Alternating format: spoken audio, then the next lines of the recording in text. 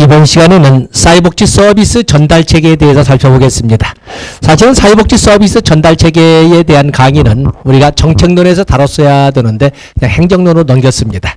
우리가 정책론에서 배울 때 사회복지 정책의 분석 틀, 길버트와 스펙트가 제시한 사회복지 정책의 분석 틀에 보면은 누구를 대상으로 해야 할 것이냐, 알로케이션, 무엇을 제공해야 할 것이냐 해서 프로비전, 그리고 무슨 돈으로 운영해야 할 것이냐, 파이낸스, 그리고 누가 이 서비스의 전달 책임을 맡을 것이냐, 딜리버리 해서 사회복지 정책론에서 우리가 길버트와 스펙트의 정책 분석의 틀로 한번 상세히 봐야 되는데 이 내용을 행정론으로 넘겨도 지금 다뤘습니다.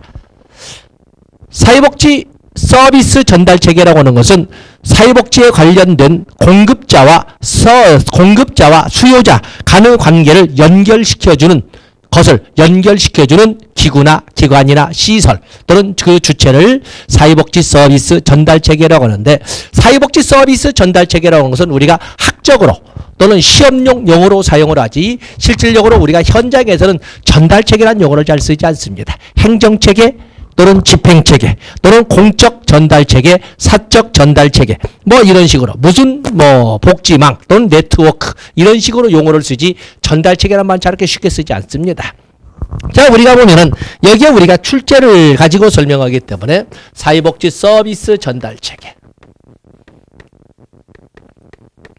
사회복지 서비스 전달체계에는 서너 개 정도가 보통 언제나 200문제 중에 4개 정도가 나온다고 하는 것은 상당히 많이 나오는 겁니다. 상당히 많이 나오는 건데 여기에 보면은 유형 또 그런가 하면은 사회복지 서비스 전달 체계의 그 원칙, 또 사회복지 서비스 전달 체계의 통합 어떤 방안, 또 그런가 하면 사회복지 서비스 전달 체계의 역할, 이런 등이 주로 출제가 되는데 먼저 유형을 보겠어요. 무엇을 기준으로 유형을 분류할 것이냐라고 할 적에 첫 번째 구조 또는 구조나 또는 기능을 가지고 분류를 해보면 여기는 두 가지로 해서 행정체계와 집행체계로 이렇게 나눠볼 수가 있습니다. 그래서 사회복지 서비스 전달 체계에 대한 표현을 행정체계라고 부를 적에는 주로 하는 주된 역할이 바로 기획이나 지원이나 또는 관리의 역할을 주된 기능으로 수행할 적에, 주된 역할로 수행하면 행정체계라고 하는 것이고, 집행체계라고 하는 것은 현장에서의 실천, 현장 실천이나 또는 접촉을 통한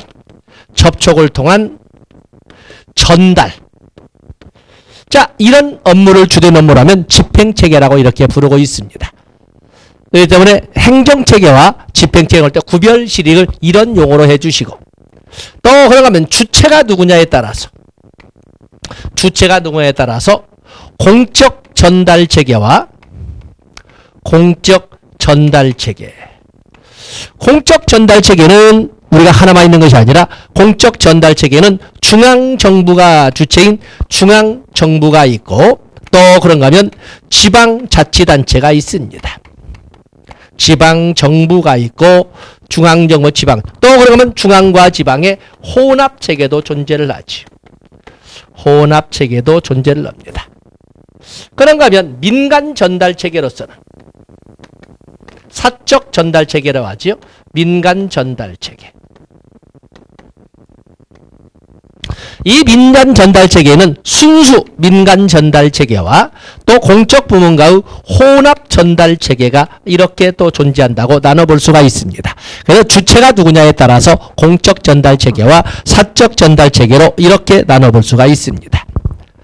그런가 하면은 서비스별로 서비스 내용을 가지고 어떤 서비스를 제공하느냐, 서비스별 네트워크, 오른쪽 페이지 보면 서비스별 네트워크를 가지고 이렇게 하기도 하는데, 우리가 일반적으로 1981년에 전두환 정권 때 만들어진 3대 사회복지 서비스법에 보면은 아동복지법, 노인복지법, 그리고 심신장애자복지법, 나중에 장애인복지법으로 바뀌지 않습니까? 이런 것처럼 아동복지 서비스 네트워크, 뭐 그야말로 아동복지 서비스 네트워크라든지 또는 노인 복지 서비스 네트워크라든지 장애인 복지 서비스 네트워크 또는 다문화 가정 지원 서비스 네트워크라든지 뭐 이런 등등으로 쭉 나눠볼 수 있는 것이 서비스별로 나눠볼 때 사회복지 서비스 전달 체계에 대한 특징이라고 할 수가 있습니다. 여기는 뭐 그냥 아동복지, 노인복지, 정신질환 또는 국민기초생활보장 등으로 이렇게 설명을 했습니다. 이렇게 나눠볼 수 있다는 것입니다. 그에 비해서 제가 빼놓은 것이 거기 보시면 크라머의 정부 부문과 민간 부문의 사회복지 역할 분담 관계가 이렇게 해서 지금 약간 위치가 마땅치 않습니다만은 정부 부문과 민간 부문의 혼합 체계에서 이 관계를 크라머가 설명을 하고 있는데 자 거기서 보겠습니다. 크라머는 정부 부문과 민간 부문의 혼합 체계, 정부 부문과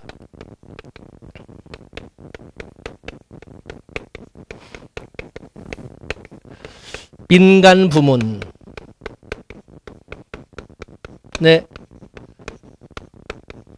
혼합 체계를 가지고 5개 모형을 제시했던 거였어요. 제가 굳이 책에 있는데도 불구하고 판서하는 것은 나온 지가 출제된 지가 제법 오래됐다는 것입니다. 그렇다는 것은 분명히 출제될 때가 되고도 남았다. 그래서 여러분들은 내년에 2018년도에 출제가 된다라고 보시고 한번 보시는 겁니다. 크라머는 내용은 어렵지 않습니다. 크라머는 거기 보면 5개의 모형으로 설명했는데 국유화 모형. 먼저 제목을 적어보세요. 국유화 모형. 차례대로. 다음에 두 번째 오른쪽 페이지로 넘어가 보시면 정부 주도 모형 또는 정부 주도자 모형. 정부 주도 모형. 다음에 세 번째를 이렇게 보시면 실용적 동반자 모형. 그냥 동반자 모형. 실용적 동반자 모형. 다음에 네 번째 보시면은 거기에 민간 강화 모형. 민간 강화 모형. 그리고 다섯 번째 보면 민영화 모형.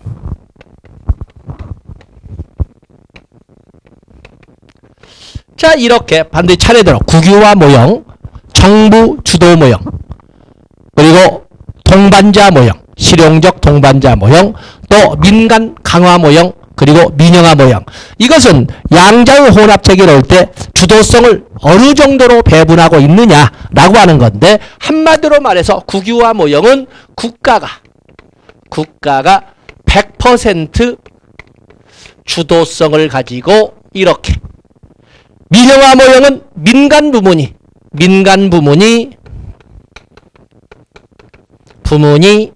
100% 주도성을 가지고 행할 때, 그에 비해서 동반자 모형은 국가와 민간이 50대 50의 비중을 가지고 이렇게 운영을 할 때, 정부주도 모형은 국가가 주된 비중을 가지고, 그에 비해서 민간 강화 모형은 민간이 주된 비중을 가지고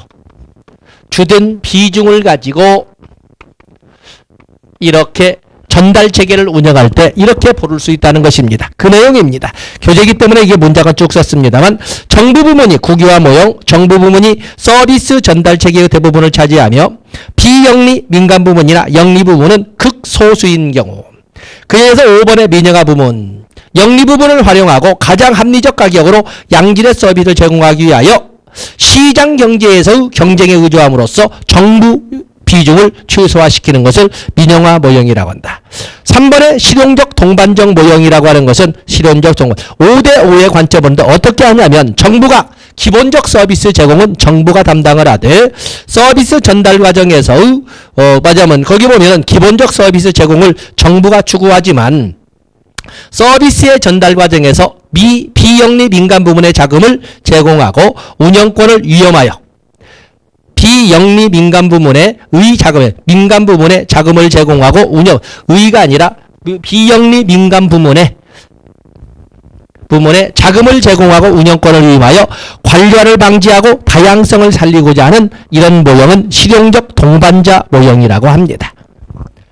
그에 비해서 정부 주도 모형을 보시면 대부분의 서비스는 정부가 하되 민간 비영리 부문이 정부 역할을 보충하는 저 부문이 정부의 역할을 보충하는 것이고 그래서 민간 강화 모형은 최대한 비영리 민간단체의 권한을 위임하고자 하는 이런 영역을 바로 민간 강화 모형이라고 합니다. 그 때문에 역할 비중으로 본다면 국유화 모형은 국가나 정부 부문이 주된 역할을 하고 비영리, 소위 영리 부문이나 시장 경제 파트는 최소화시키는 이런 파트고 민영화 부문이라고 하는 것은 바로 영리 부분을 최대한 활용하고 시장 경제의 경쟁 논리를 이용해서 운영하되 정부의 역할 비중은 최소화시키고자 하는 것은 바로 이 민영화 부문이 되겠습니다.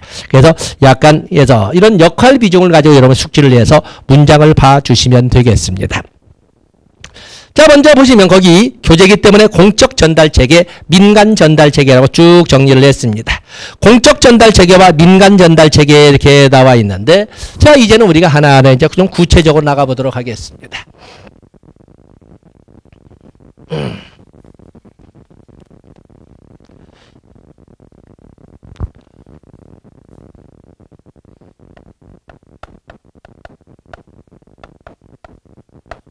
공적 전달 체계와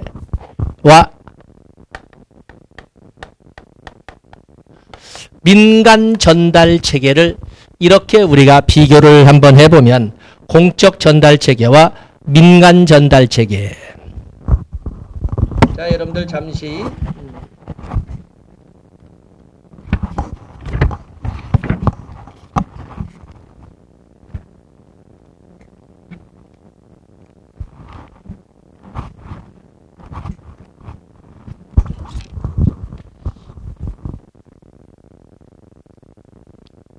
자, 여러분들은 교재를 가지고 보시면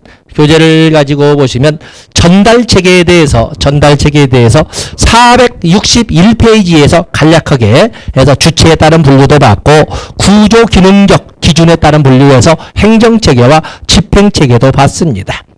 자, 거기다 페이지를 같이 아까 몇 페이지라고 그랬습니까? 페이지를 같이 정리를 해서 같이 활용을 해 주시고 바로 이 사적 전달 체계, 공적 전달 체계를 나눌 적에 공적 전달 체계와 사적 전달 체계는 어떤 차이가 있을까? 그 양자의 비교를 보면 공적 전달 체계라고 하는 것은 공적 전달 체계는 사적 전달 체계 또는 민간 전달 체계와 비교해 볼 때 여기는 안정성이나 지속성이나 또는 공평성이나 또는 접근성, 편의성이 아주 높을 거예요. 왜냐하면 공적 전달 체계의 운영에 관한 것은 처음부터 끝까지 모든 것이 문서화되어 있을, 맞아면 법령화되어 있을 겁니다. 그렇기 때문에 안정성도 상대적으로 볼 때 높고 지속성도 높고 공평성도 높고 접근성도 높고 클라이언트들의 예측 가능성도 높을 거예요. 그러나 상대적으로 볼 적에 효과성, 대상 집중성이나 목표 지향성 또는 효율성은 상대적으로 볼 적에 민간 부문에서 떨어지게 나올 것이다. 그리고 경직성을 가지고 있다는, 환경 변동에 대한 경직성을 가지고 있다는 이런 문제점도 있을 것이다. 그러나 민간 전달 체계는 그야말로 필요한 사람에게만, 필요한 클라이언트에 대해서만 필요한 것을 필요한 만큼 철저한 조사를 통해서 이끌어가는 것이 일반적이기 때문에 효과성이나 또는 효율성이나 또는 환경 변동에 대한 대처 능력으로서 신축성이나 또는 상대적으로 운용상의 역동성이나 자, 이런 것은 모두 높을 거예요. 그리고 공적 전달 체계의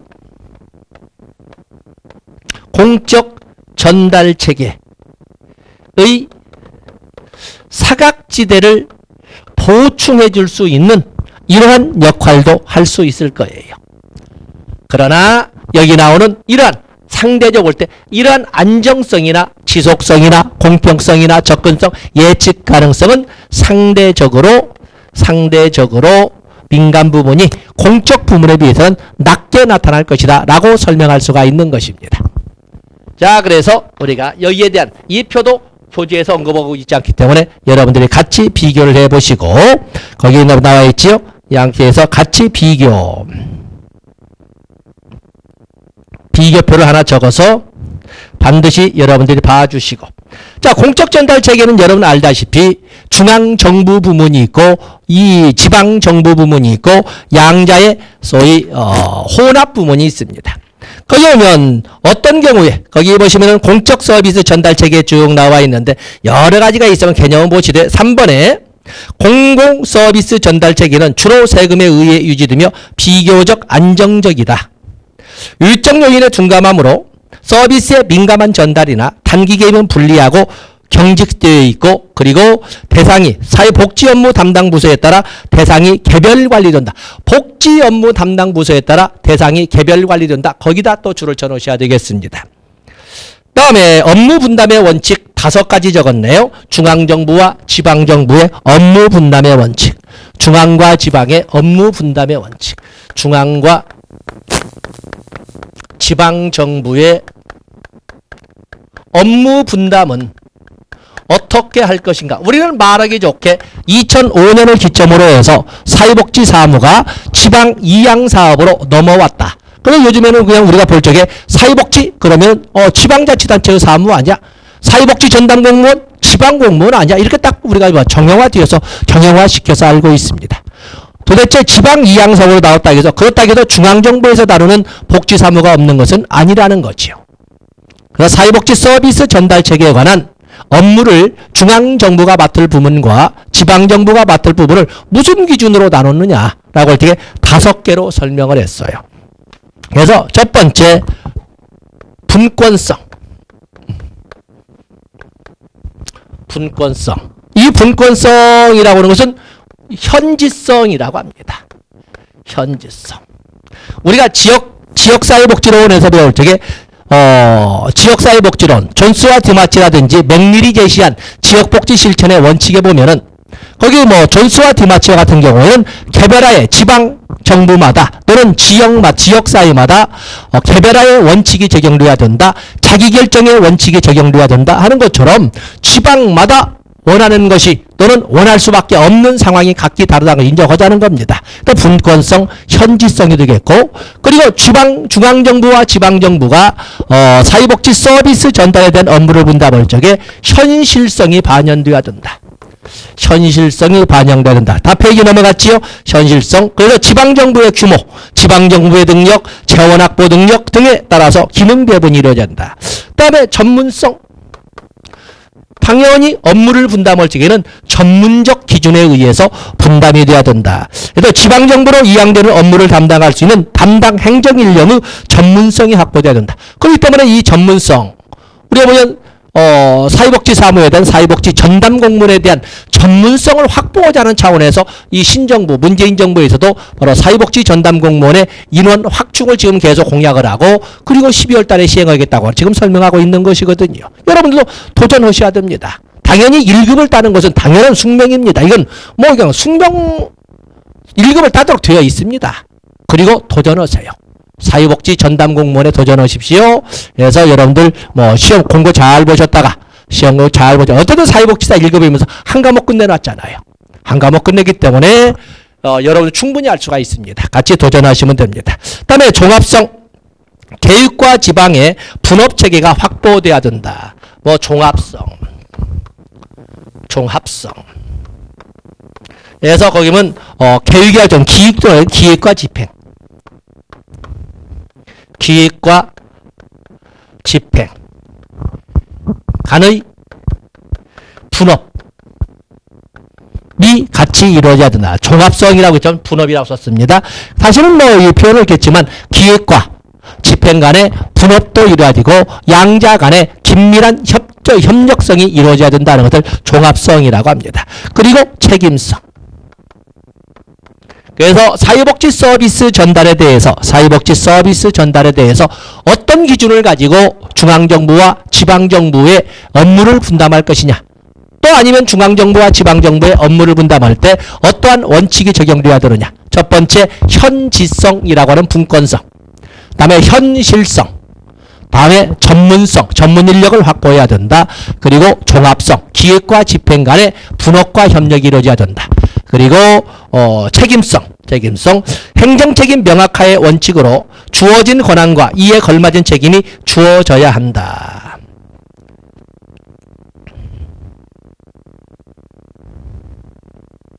분업과 협력 체계가 이루어져야 한다는 것은 종합성이고, 그다음에 행정책임 명확화 원칙으로 주어진 권한과 이에 걸맞은 책임이 주어야 된다. 그래서 권한과 책임이 같이 주어져야 된다. 원칙으로 권한과 이에 걸맞은 책임이 같이 주어져야 된다. 원칙이 바로 여기 나오는 책임성의 원칙이라고 설명할 수가 있습니다. 그래서 여기도 역시 우리가 출제가 되지 않아서 분권성의 개념은 현지성, 그리고 현실성, 전문성, 책임성, 그리고 종합성, 자, 이렇게 5개의 원칙에 의해서 중앙정부와 지방정부 간의 사회복지 서비스 전달 체계의 원칙이 진행되고 있다. 분담되고 있다. 다음에 중앙공공부문서의 서비스 전달 체계라고 할 적에도 중앙정부와 지방정부, 어떤 경우에 중앙정부가 받는 것이 좋고 어떤 경우에 지방정부가 받는 것이 좋은가라는 문제가 쭉 나와 있는데, 거기 보시면 필요성 나와 있죠. 필요성. 모든 국민을 대상으로 하는 경우에는 지방정부보다는 중앙정부가 받는 것이 좋다. 또 속성상 공공재적 성격이 공공재적입니다. 공공재, 소위 공공재로서의 성격이 강하거나 규모의 경제를 갖는 서비스와 같은 경우에는 지방정부보다 중앙정부가 보다 효과적이다. 또 그런가 하면 다양한 복지에 대한 욕구 충족에 대해서 그를 안정적이고 지속적으로 움직일 때 공공전달체계가 민간전달체보다 훨씬 효과적이지만, 공공전달체계 속에서도 지방정부보다는 중앙정부가 받는 것이 보다 효과적이다. 또 평등이나 소득 재분배나 사회적 적절성, 민간보다는 공공이 훨씬 낫겠지만 공공 내에서도 지방정부보다는 중앙정부가 받는 것이 보다 효과적이다. 또 하는 내용이 나와 있죠. 이렇게 해서 여러분들이 보시고, 거기 2번에 니은번에 있던 내용을 미은번에 다시 한번 했습니다. 사회보험과 같이 규모의 경제가 존재하는 것, 당연히 바로 지방정부보다는 중앙정부가 받는 것이 좋고, 우리나라의 법률상에서도 사회보장기본법 규정에 의해서 사회보험은 중앙정부가 독점 운영하는 시스템으로 운영되고 있습니다. 바로 이 근거에 의해서 설명을 할 수 있습니다. 그에 비해서 어떤 경우에 지방정부가 받는 것이 좋은가? 나머지는 보시되, 오른쪽에 보시면 지방정부가 맡게 된다면 주민 욕구를 보다 효율적으로 해결할 수 있다. 욕구에 대한 접근성이 중앙정부보다는 지방정부가 높기 때문에 주민 욕구의 욕구 충족이 보다 효율적이다. 또 그런가 하면은 지방정부 간 경쟁 논리에 의해 재화의 가격과 개발이 용이하다. 또 그런가 하면 수급자의 변화되는 욕구에 적극 대처할 수 있다. 이것도 기업번에 연결되어서 같이 할 수 있죠. 지역 주민들과 근접한 거리에 놓여 있기 때문에 바로 이 수급자들의 변화되는 욕구에 적극 대처할 수 있다. 지방정부가 하는 것입니다. 또 그러면 수급자들이 정책 결정에 참여할 기회가 많아져. 주민 참여가 있죠. 많아져서 수급자들의 입장이 반영될 가능성이 높아졌다. 지방정부 경쟁에 의해 니은번처럼 재화의 가격과 개발도 용이하지만 사회복지 서비스의 질적 향상도 도모할 수 있다. 그런 점에서 중앙정부보다는 지방정부가 낫다라고 설명하고 있습니다. 또 그런가 하면은 5번째, 실질적으로 대부분의 경우 공적 전달 체계는 중앙정부와 지방정부의 혼합 체계로 운영됩니다. 중앙정부와 지방정부의 혼합 체계로 운영된다. 그래서 여러분들 중앙정부와 지방정부의 혼합 체계, 사실은 중앙정부는 결코 지방정부의 어떠한 권한을 전면 이양하려고는 하지 않습니다. 그래서 사회복지 서비스 전달 체계에서 중앙과 지방의 혼합 체계를 보셔야 됩니다. 중앙과 지방의 혼합 체계를 이렇게 봐주셔야 되는데, 사실은 여기 출제는 중앙이 지방정부를 통제하는 방법이 되겠어요. 거꾸로 본다면 지방정부가 중앙정부로부터 통제를 받는 모습으로 본다면 네 가지로 설명해 볼 수가 있습니다. 그러면 재정적 규제 방법이 있고, 재정적, 가장 힘이 큰 거죠. 재정적 규제 방법이 있고, 또 두 번째는 프로그램 규제가 있습니다. 프로그램 규제가 있고, 또 그런가 하면 클라이언트, 수급자의 수나 욕구 규제가 있습니다. 수급자의 수나 욕구에 대한 규제가 있습니다. 또 그런가 하면은 절차적 규제가 있습니다. 절차적 규제가 이렇게 존재를 합니다. 그래서 중앙정부가 사회복지 서비스 전달 관련해서 지방정부를 통제하는 방법으로서는 재정적 규제, 프로그램 규제 또는 수급자의 수나 욕구에 대한 규제, 그리고 절차적 규제, 이런 방법들이 있는데 그중에 가장 강력한 것은 역시 재정지원이라고 하는 재정적 규제를 가지고 우리가 살펴봐야 됩니다. 재정적 규제 방법에는 거기 보면 저는 범주적 보조금, 포괄 보조금, 그리고 일반 교부금이 있는데, 첫 번째 범주적 보조금, 범주적 보조금, 다음에 포괄 보조금, 다음에 일반 교부금, 일반 교부금. 이렇게 재정적 규제 방식으로는 이렇게 세 가지를 다뤄놓고 있습니다. 범주적 보조금이라는 것은 시키는 대로 중앙정부가 일방적 지시를 통해서 규제하는 방법. 너무 길어졌군요. 중앙정부가, 범주적 보조금이라는 것은 중앙정부 주도하에, 중앙정부 주도하에 시키는 대로 들을 거냐 말 것이냐 해서 중앙정부의 각본대로 모든 재정 운영이 이루어질 수 있도록 이렇게 요구하는 것이 바로 범주적 보조금이 되겠어요. 그래서 범주적 보조금이라고는 조건부 재원 지원, 조건부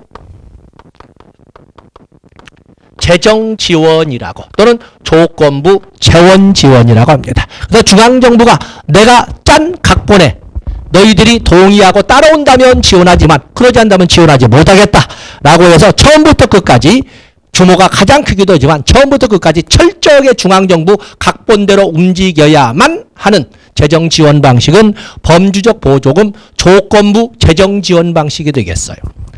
그에 비해서 포괄 보조금 또는 총액 보조금이라고 하는데, 총액 보조금,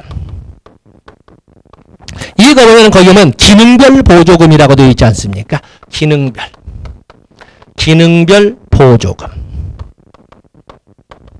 이 포괄 보조금, 기능별 보조금은 큰 틀, 거기 보시면 기능별 보조금에도 중앙정부가 기능별로 묶어진 각본은 기능별 각본은 짜고, 그리고 나머지는 지방정부가 세부 내용을, 그래서 기능별은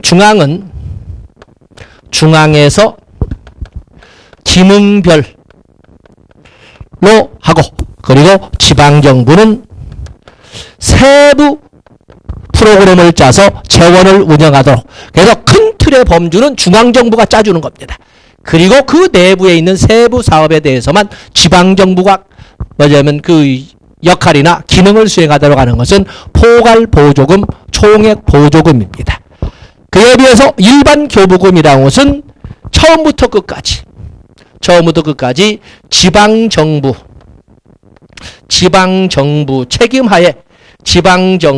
책임하에 처음부터 끝까지 운영되도록 하는 것은 일반 교부금이 되겠습니다. 그 다음에 지방정부 이관이란 말을 쓰고 있지요. 지방정부 이관이란 말을 쓰고 있습니다. 때문에 자율성의 개념을 가지고 본다면 자율성, 사실상 범주적 보조금이라고 하는 것은 말하자면 조건부 재정 지원은 자율성은 지방정부의 자율성은 거의 주어지지 않습니다. 그래서 일반 교부금은 큰 덩어리로 돈을 내주는데 처음부터 끝까지 모든 프로그램 프로젝트부터 배정까지 재원 배정까지를 지방정부가 일괄 알아서 하도록 하는 것은 일반 교부금이 되겠어요. 그렇기 때문에 지방정부의 자율성이 가장 높은 것은 일반 교부금, 그 다음에 포괄 또는 총액 보조금, 그리고 총액 교부금, 그리고 가장 자율성이 주어지지 않는 것은 범주적 보조금이 되겠습니다. 자, 그래서 그 내용을 가지고 양쪽 페이지로 정리를 했습니다. 다음에 사적 전달 체계가 나와 있는데, 사적 전달 체계. 사적 전달 체계 다양한 아까 중앙정부 등 저희 공공 부분이 맡았을 때와 민간 부분이 맡을 때 어떤 차이가 있을까에 대해서 우리가 비교표를 미리 선수학습을 한번 정리를 했습니다만은, 거기에 보시면은 2번 민간 서비스 전달 체계의 독자적인 특성 나와 있지요. 독자적인 특성 해서 아까 도표 보시고, 중요한 다음 페이지에 있는 왜 민간 부문은 필요한가, 어떠한 장점이 있는가를 가지고 거기에 보시면 필요성, 장점, 그 중에 장점, 필요성과 장점 두 가지를 가지고 출제 대비하시면 됩니다. 민간 부문의 맡은 전달체계는 거기 보시면 정부가 제공할 수 없는 서비스를 제공할 수 있다. 필요성에, 그다음에 니은번에 보면 서비스에 대한 선택의 기회를 제공하여 경쟁을 유발할 수 있다. 또 서비스 개발의 선도적 역할을 수행할 수 있다. 민간의 사회복지 참여 욕구를 충족시킬 수 있다. 또 정부의 사회복지 활동에 대한 압력단체로서 역할을 수행할 수 있다. 국가의 사회복지 비용의 절약을 가져올 수 있다. 자, 이런 말을 또 필요성에서 했던 말을 장점에서 다시 한번 반복을 해서 목차는 필요성, 또 목차는 장점, 이렇게 따로따로 했지만 같은 맥락에서 여러분들이 접근해 주시면 되겠습니다. 그래서 여기 필요성과 장단점에서 그중에 필요성, 장점을 복습의 개념으로 여러분들이 정리해 주시면 되겠습니다. 다음에 오른쪽에 보시면 앞에서 이미 선수학습을 했던 공적 전달 체계와 사적 전달 체계의 비교표. 그래서 여러분들이 미리 선수학습 노트 정리한 걸 가지고 여기에다가 첨삭하시면 되겠습니다. 다음에 사회복지 서비스 전달 체계의 원칙, 반드시 가지고 가셔야 됩니다. 나오기 때문에 반드시 가지고 가셔야 되겠어요. 그래서 거기 보면은 구축의 원칙 괜히 적어놓은 것이 아니라 다 차례대로 적어놓은 겁니다. 그리고 구축의 원칙, 서비스 제공의 원칙, 행정의 원칙, 특히 구축의 원칙 차례대로 암기를 넣으셔야 됩니다. 전문성의 원칙은 당연히 분리가 되는 것이고, 적절성, 지속성, 평등성, 포괄성. 두 개 이런 겁니다. 적절성, 지속성, 평등성, 포괄성. 그 다음에 접근성, 책임성, 통합성. 이렇게 8개의 원칙을 반드시 차례대로 숙지를 해 주셔야 됩니다. 자, 이 문제는 나중에 문제 풀이할 때 다시 한번 극적인 순간에 다루겠습니다만은, 사회복지 서비스 전달 체계에서 3가지 영역으로 나오지만 구축의 원칙은 반드시 차례대로 숙지를 넣으셔야 됩니다. 적절성, 지속성, GG 이렇게 되어 있죠. 적절성, 지속성. 다음에 평등성, 포괄성, PP 이렇게 되어 있습니다. 평등성, 포괄성. 다음에 분리해서 역시 자원과 모임의 구분으로 접근성, 책임성, 통합성, 이렇게 3개. 그래서 앞에 있는 전문성과 더불어 8개를 차례대로 암기를 해 주셔야 됩니다. 다음에 사회복지 서비스 전달에는 클라이언트가 일일이 자기들이 필요로 하는 이러한 그 서비스를 찾아다니기보다는 클라이언트 중심의 시대인 오늘날에 있어서는 클라이언트들이 필요하는 서비스를 한 자리에서 모두 제공받을 수 있다면 얼마나 좋겠습니까? 바로 그것이 오른쪽 페이지에 있는 서비스 전달체의 통합 방법, 반드시 나오는 영역이 되겠습니다. 그 서비스 전달체계의 통합 방법 보면은 종합 서비스 센터의 설치라든지 종합적인 정보와 의뢰 시스템을 만든다든지 단일 접수 창구를 만든다든지, 사실은 거기 1, 2, 3번이 기능의 표현에 대한 다르지만 어떤 같은, 여러분들이 뭐 전자 이런 삼성이나 또는 LG나 이런 데 서비스 센터를 가면 바로 이게 단일 접수 창구 또는 종합적 서비스 센터 또는 종합적인 정보 수집 및 의뢰 센터, 바로 이런 의뢰 시스템이 다 만들어져 있지 않습니까? 우리가 흔히 볼 수 있는 이런 시스템이 되어 있습니다. 또 그러면 사례 관리나 추적 서비스, 트래킹 있죠? 중에 표시하시고 트래킹. 또 이외에도 팀 운영이라든지 또는 사례 옹호라든지 이러한 방법들이 클라이언트들이 필요하는 다양한 서비스를 한자리에서 제공받을 수 있는 이런 서비스 전달 체계의 개혁 방식으로서 통합관리망 형식이 되겠습니다. 여기에서 한 문제가 반드시 나올 겁니다. 그래서 중요 표시하시고 시간상 너무 길어서 반서지 않습니다만 거기 통합관리 방법. 그래서 반서지 않은 거에는 서비스 전달 체계의 원칙 중에 구축의 원칙 차례대로 그리고 사회복지 서비스 전달 체계의 통합관리 방법. 그래서 반드시 한 문제 한 문제 나온다고 지금 다시 한번 말씀드리는 겁니다. 꼭 노트 정리해 주시기 바라겠어요. 자, 이 시간 여기까지 하고 다음 시간에 조직 이론으로 넘어가도록 하겠습니다. 고맙습니다.